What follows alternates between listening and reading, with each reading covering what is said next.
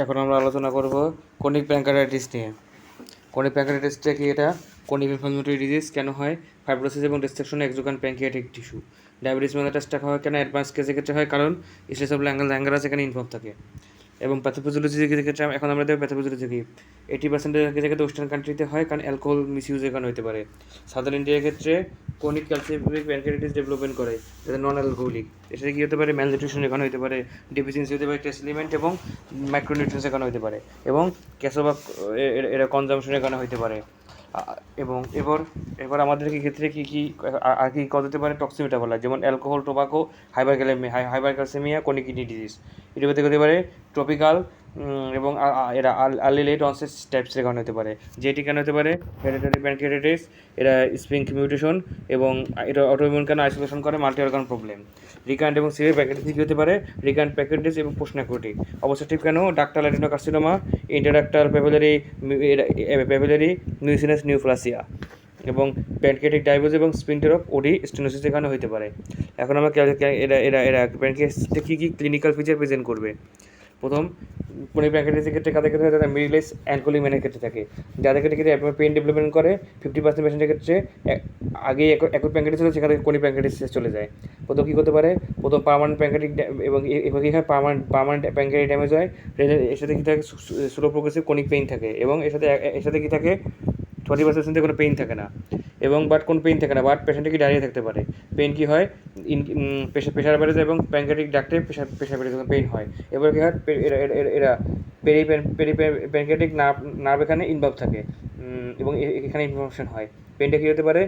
কিন্তু সামনে আগায় লিনিং ফরওয়ার্ড করে এবং অ্যালকোহল খেলে আবার এই পেইনটা চলে যায়। পেইনটা কেন হতে পারে? লিনিং পেইনটা মাঝে মাঝে এর সাথে 1/5 পেশেন্টের ক্ষেত্রে কী হয়? ক্রনিক্যালি কনজিউম করছে তারা ওপয়েড খাইতো, তাদের ক্ষেত্রে গাঁজা খাইতো, তাদের ক্ষেত্রে ওয়েট লস এখানে কমন হয় এবং অ্যানোরেক্সিয়া ডেভেলপমেন্ট করে। এবং যদি কেউ ফুড না খায় তাহলে পোস্টপেন্ডার পেইন ডেভেলপমেন্ট করে। ম্যালাসেশন অথবা ডায়াবেটিসের কারণে ফুড অ্যাভয়েড করলে এই সমস্যাটা হয়। স্টেরয়েড হয়ে যাবে 90% অফ দ্য এক্সোক্রাইন টিস্যুর ক্ষেত্রে তার স্টেরয়েড ডেভেলপমেন্ট করে এবং 90% এক্সোক্রাইন টিস্যু স্টেরয়েডের কারণে নষ্ট হয়ে যায়। প্রোটিন ম্যালাবজর্পশন ডেভেলপমেন্ট করে এবং 30% পেশেন্টের ক্ষেত্রে কী হয়? সেকেন্ডারি ডায়াবেটিস থাকে। এবং এবার 70% যাদের 70% ক্রনিক ক্যালসিয়ামিক প্যানক্রিয়াটাইটিস ডেভেলপমেন্ট করে। ফিজিক্যাল এক্সামিনেশন কী হয়? পাতলা ম্যালনিউট্রিশন পেশেন্ট থাকে, এর সাথে এফিকেসি টিন্ডারনেস থাকে, স্কিন পিগমেন্টেশন থাকে অ্যাবডোমেনে এবং ব্যাকটা কমন থাকে এবং ক্রনিক ইউজ অফ এবং এর সাথে কী থাকে? Chronic use of hot water যদি ইউজ করে, হট ওয়াটার বোতল ইউজ করে হিস্ট্রি থাকে। এর সাথে কী হতে পারে? তার হলো ইরিথেমা এবং অ্যান্টিবডি আইজিন থাকে। প্রেডিকশন থাকে অ্যালকোহল থাকে এবং স্মোকিং রিলেটেড ডিজিজ থাকে। ঠিক আছে, এখন আমরা কী কী ইনভেস্টিগেশন করবো? আমরা ক্রনিক প্যানক্রিয়াটাইটিস ডায়াগনোসিস করার পর কী করবো? প্যানক্রিয়াটিক ফাংশন দেখবো এবং ডেমনস্ট্রেট করবো অ্যানাটমিক্যাল অ্যাবনর্মালিটি দেখবো এবং সার্জিক্যাল ইন্টারভেনশন আগাবো। এখন আমরা কী কী কমপ্লিকেশন হতে পারে ক্রনিক প্যানক্রিয়াটাইটিসে? সিউটি সিস্টেম এবং প্যানক্রিয়াটিক অ্যাসাইটিস হতে পারে, অ্যাসাইটিস এবং ক্রনিক প্যানক্রিয়াটাইটিস অবস্ট্রাকটিভ জন্ডিস হতে পারে কারণ বিনাইন যদি কমন ভ্যালুটা ছিঁড়ে যায় এবং প্যানক্রিয়াসিসটা ডিজিজে আক্রান্ত হয়। ডিউডাল স্টেনোসিস পাথর হতে পারে, পোর্টাল স্প্লিনিক ভেন থ্রম্বোসিসের কারণে হতে পারে, তারপর সেগমেন্টে পোর্টাল হাইপারটেনশন ডেভেলপ করে এবং গ্যাস্ট্রিক ভেরিসিসের কারণে হতে পারে, পেপটিক আলসারের কারণে হতে পারে। এখন আমরা প্যানক্রিয়াটাইটিসে কী কী ইনভেস্টিগেশন করবো? প্রথম আমরা কী করবো? আল্ট্রাসাউন্ড করবো, কম্পিউটোগ্রাফি করবো, যেখানে কী হবে? অ্যাথ্রোপেটিক ক্যালসিফিকেশন থাকবে এবং ডাক্টাল ডায়ালেশন থাকবে। অ্যাবডোমিনাল এক্সরে করবো, ক্যালসিফিকেশন থাকবে, ম্যাগনেটিক রেজোনেন্স কোলেনজিওগ্রাফি করবো, অ্যান্ডোস্কোপি, আল্ট্রাসাউন্ড করবো। এর সাথে প্যানক্রিয়াটিক ফাংশন ডিফাইন করতে কী করবো? প্যানক্রিয়াটিক জুস করবো সেকেন্ডিং ইনজেকশন করার পর এবং কি এরা প্যানক্রিয়াটো লরাল টেস্ট করবো, ফিকাল প্যানক্রিয়াটিক অ্যানালিসিস টেস্ট করবো।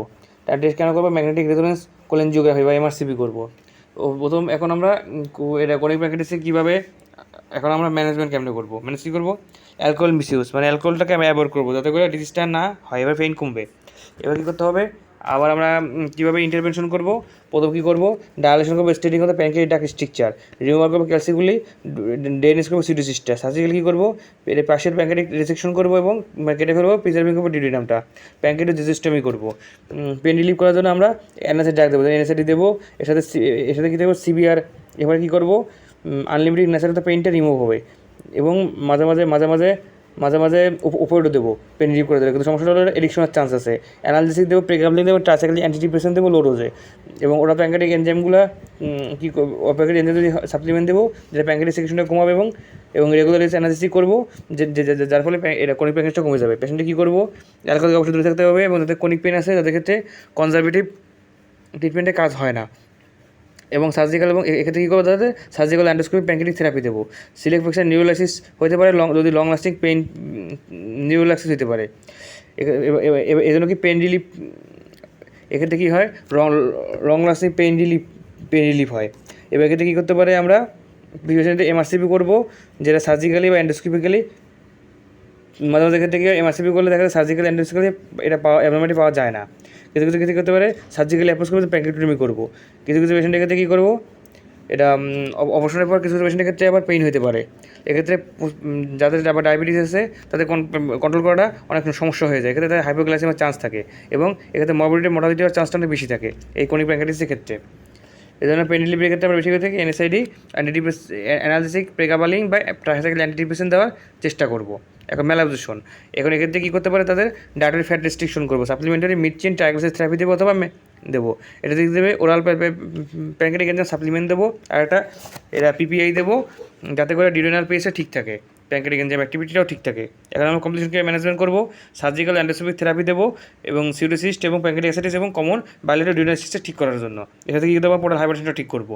যদি পেশেন্টের থেকে ক্রনিক প্যানক্রিয়াটিস থাকে তাহলে কী হবে, তার অ্যালকোহল থেকে হবে এবং স্মোকিং ডিজিজ থেকে হতে পারে, যার ফলে এবং ম্যালনিউট্রিশন এখানে হতে পারে। এগুলোর আমরা এই কমপ্লিকেশনের কারণে আমরা এই ট্রিটমেন্ট করবো এই ক্রনিক প্যানক্রিয়াটিস পেশেন্টের।